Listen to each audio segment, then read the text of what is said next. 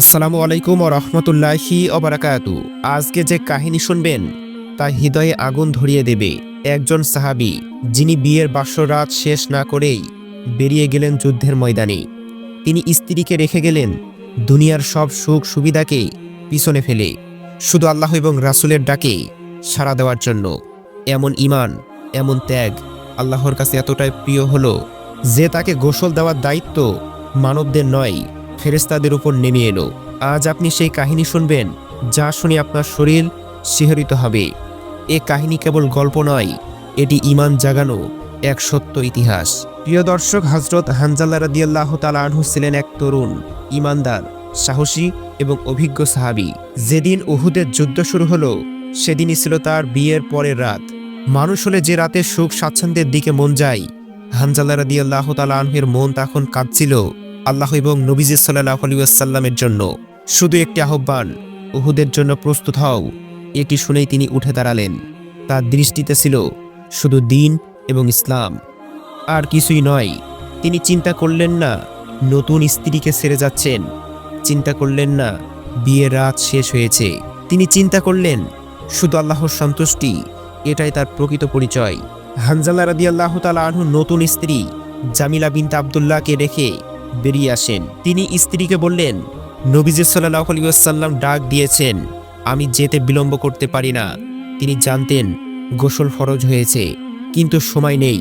তারপরেও ঈমানের আগুন তাকে দেরি করতে দিল না। জিহাদের আহ্বান তার হৃদয়কে ঝাঁকুনি দিল।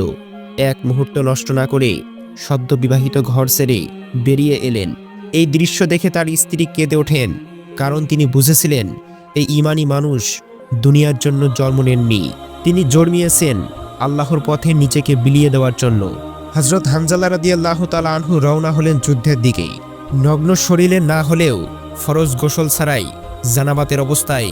কিন্তু তার ভয় ছিল না, কারণ তার নিয়ত ছিল পরিষ্কার। তার চোখে ছিল না পৃথিবীর রঙিন সাজ, চোখে ছিল শুধু একটি চিন্তা, কিভাবে আল্লাহর পথে জীবন দিতে পারি, কিভাবে রাসূলুল্লাহ সাল্লাল্লাহু আলাইহি ওয়াসাল্লামকে বাঁচাতে পারি। যুদ্ধের ময়দানের দিকে ছুটে চললেন তিনি, যেন কোনো শক্তিশালী বাতাস তাকে টেনে নিয়ে যাচ্ছে। এটাই ছিল ঈমানের শক্তি, যা পাহাড়কে কাঁপিয়ে দিতে পারে। উহুদের যুদ্ধ শুরু হলো ভয়াবহ তীব্রতায়। মুসলমানরা শত্রুদের সামনে অটলভাবে দাঁড়িয়ে যায়। হানজালা রাদিয়াল্লাহু তাআলা আনহু এসে পৌঁছালেন এবং এক মুহূর্তের সময় নষ্ট করলেন না। এক হাতে তরবারি, হৃদয়ে তাওহীদের জ্যোতি নিয়ে ঝাঁপিয়ে পড়লেন। তিনি শত্রুদের উপর বজ্রের মতো আঘাত হানতে থাকেন। তার আক্রমণের গতি দেখে শত্রুরা হতবাক হয়ে যায়। এমন ঈমান যা মানুষকে অমানবীয় শক্তি দেয়। তিনি একের পর এক সৈন্য কুপিয়ে ফেললেন, যেন তার শরীর নয়, ঈমান আঘাত করছে। কিন্তু ভাগ্যে ছিল আরো বড় মর্যাদা, শাহাদাত। হানজালা রাদিয়াল্লাহু তাআলা আনহু শত্রুদের আঘাতে আহত হতে থাকেন, কিন্তু তিনি থামেননি।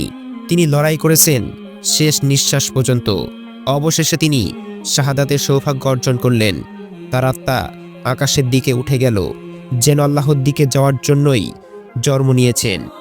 যুদ্ধের শেষে সাহাবীরা তার নিথর দেহ দেখতে পেলেন, কিন্তু তারা অবাক হয়ে দেখলেন তার দেহ ভেজা, যেন তাকে কেউ গোসল করিয়েছে। রাসূলুল্লাহ সাল্লাল্লাহু আলাইহি ওয়াসাল্লামকে এ নিয়ে খবর বলা হলো। তিনি বললেন, তোমরাও কি দেখলে না ফেরেশতারা তাকে গোসল দিচ্ছিল? সাহাবীরা স্তব্ধ হয়ে গেলেন। এক মানুষ যিনি গোসল না করেই যুদ্ধ করলেন। আল্লাহ তাআলা তার পরিশুদ্ধতার দায়িত্ব ফেরেশতাদের দিলেন। এই সম্মান ইতিহাসে আর কারো হয়নি, কারণ তার ঈমান, তার নিয়ত এবং তার ত্যাগ সব কিছু ছিল আল্লাহর জন্য। এই দৃশ্য ছিল ঈমানের চূড়ান্ত পুরস্কার। ফেরেশতারা তাকে কেন গোসল দিলেন? কারণ তিনি জানাবাতের অবস্থায় ছিলেন। তিনি গোসল করার সময় পাননি, কারণ তার কাছে আল্লাহর ডাকে সাড়া দেওয়া ছিল সর্বোচ্চ জরুরি ঈমানি দায়িত্ব। আল্লাহ তার এই ত্যাগ এবং এই আন্তরিকতা এতটাই গ্রহণ করলেন যে মানবকে নয়, ফেরেশতাদেরকে পাঠালেন তাকে পাক পবিত্র করার জন্য। এই সম্মান প্রমাণ করে সত্যিকারের নিয়ত থাকলে আল্লাহ আপনার সামান্য কাজকেও বিশাল পুরস্কার দেন। এটাই ঈমানের মহত্ব। যুদ্ধের পর তার স্ত্রী জামিলা রাদিয়াল্লাহু তাআলা আনহা জানালেন, হানজালা রাদিয়াল্লাহু তাআলা আনহু বিয়ের রাতেই আমার কাছে ছিলেন। ভোরে যুদ্ধের আহ্বান শুনে দৌড়ে চলে গেলেন। এ কথার মাধ্যমে প্রমাণ হলো যে তিনি গোসল না করা অবস্থাতেই বের হয়েছিলেন। রাসূলুল্লাহ সাল্লাল্লাহু আলাইহি ওয়াসাল্লাম তাকে গাসিলুল মালাইকা, যাকে ফেরেশতারা গোসল দিয়েছেন, এই উপাধি দিলেন। সাহাবীরা এই কথা শুনে কাঁদলেন, কারণ তারা প্রত্যক্ষ করলেন ঈমান তখন চূড়ায় পৌঁছিয়েছে। তখন মানুষ কত উচ্চ মর্যাদা পেতে পারে। হানজালা রাদিয়াল্লাহু তাআলা আনহু হয়ে গেলেন ইতিহাসের এক অনন্য চরিত্র। হানজালা রাদিয়াল্লাহু তাআলা আনহু আমাদের জন্য কি রেখে গেলেন? তিনি কি শিখালেন? দুনিয়া যতই মধুর হোক, আল্লাহর ডাকে সাড়া দেওয়া সর্বোচ্চ দায়িত্ব। তিনি শিখালেন ত্যাগ ছাড়া ঈমান পূর্ণ হয় না। তিনি শিখালেন আল্লাহর পথে আন্তরিকতা থাকলে আল্লাহ নিজেই আপনার মর্যাদাকে বাড়িয়ে দেন। আজ আমাদের ঘর, গাড়ি বাড়ি, মোবাইল ফোন, সুখ সবই আমাদের বেঁধে রেখেছে, কিন্তু হানজালা রাদিয়াল্লাহু তাআলা আনহু সব ছেড়ে দিলেন আল্লাহর জন্যে। এ কাহিনী আমাদেরকে জাগিয়ে তোলে ঈমান কেবল মুখের কথা নয়, এটি কর্ম এবং ত্যাগের নাম।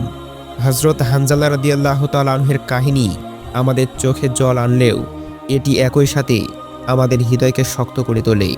আমরা যদি তার মতো অল্প কিছু ত্যাগ করতে পারতাম, তাহলে আল্লাহ তাআলা আমাদের সম্মান দিতেন। প্রিয় দর্শক, আপনি যদি এমন হৃদয় ছুঁয়ে যাওয়া ইসলামিক কাহিনী জানতে চান, ঈমান বাড়ানোর গল্প, সহিহ হাদিস ভিত্তিক আলোচনার ভিডিও, তাহলে অবশ্যই আমাদের চ্যানেলকে সাবস্ক্রাইব করুন। ভিডিওটি ভালো লাগলে লাইক দিন, শেয়ার করুন, কারণ আপনার একটি শেয়ার কারো ঈমান জাগাতে পারে। পড়ে থাকুন সত্যের পথে, ইসলামের প্রশান্তির পথে। আমরা আসছি আরও নতুন চমকানো কাহিনী নিয়ে।